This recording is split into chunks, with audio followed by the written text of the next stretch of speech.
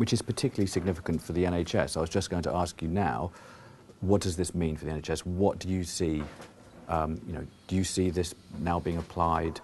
Do you see this trial as being the final justification for using copper in hospitals? Where do you see this going?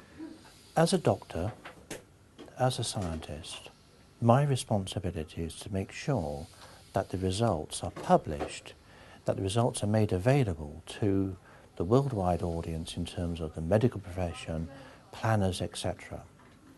It will then be up to the powers that be to decide whether or not this would fit in with a strategy in terms of prevention of infection. So that is a normal way in which you would expect results to be produced, to go into what we call peer-reviewed journals.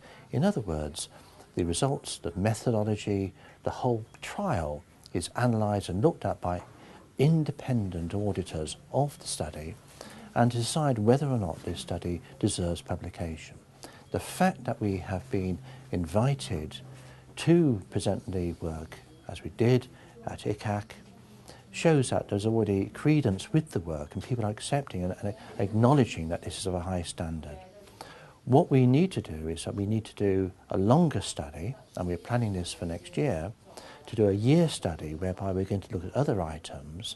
So we're going to extend it to even things like electric switches, we're going to extend it to the drain tubes associated with sinks, we're going to extend it to grab rails, etc., to see whether or not other areas also have an equal success in terms of reducing the numbers of organisms.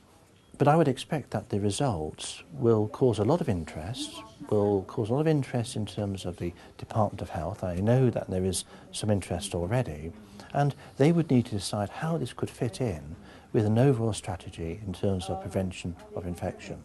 The Department of Health, as we all know, have been doing a tremendous job in terms of already defeating infections in some areas. We've seen a significant reduction in MRSA and C. diff in the UK.